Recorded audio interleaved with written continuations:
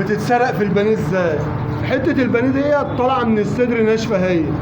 حته البانيه طالعه من الصدر ناشفه، يعني تتباع لك ناشفه. عند عبده القصاص بيبيعها ناشفه. بيعملوا بقى ايه بقى يا معلم؟ نزلت كده الميه تشرب، يقوموا منزلينها الميه كده كده تشرب ميه، وسايبينها ساعه ولا 2 ولا 3 تشرب ميه وتبقى متنفخه كده.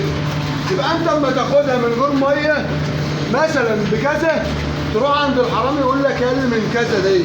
يعني الحرامي كده كده سرقه، بيدي لك الحاجه في نصها ميه ونصها صحيح. صح يا عم الحاج؟ صح؟ يعني مثلا يعني دي 700 جرام، 700 جرام نزلناها هي 700 جرام اهي. طلع عليها تاني تبقى كام؟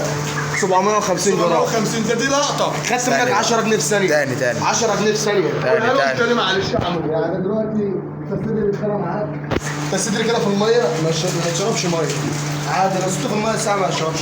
لا تراكم الميه وخليته كده وشربت نقطه ميه بقى يشرب معاك عامل زي الاسفنج كده. ايوه. صدرها عامل زي الاسفنج. ايوه. انا كنت حاطط دلوقتي على ميزان 700 جرام. هنشوف دلوقتي، هنشوف صدر تاني. وطلعته زاد 50 100 جرام بس انا لما طلعته بس الميه. طب جرب صدر تاني، جرب صدر تاني. صار كده يا عم محمد صدر اهو. كام؟ 740 جرام. 745 جرام. حطه لنا في الميه كده يا عم ابراهيم. ده همسه بس، همسه اهي 770 جرام. يعني كده كسب كام بقى؟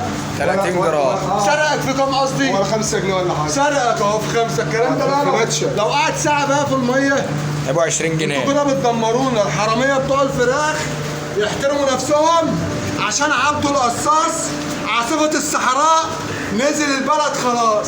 عبده القصاص هيقول لكل واحد حرامي في البلد اقف مكانك، اثبت مكانك. عبده القصاص نازل بصدره.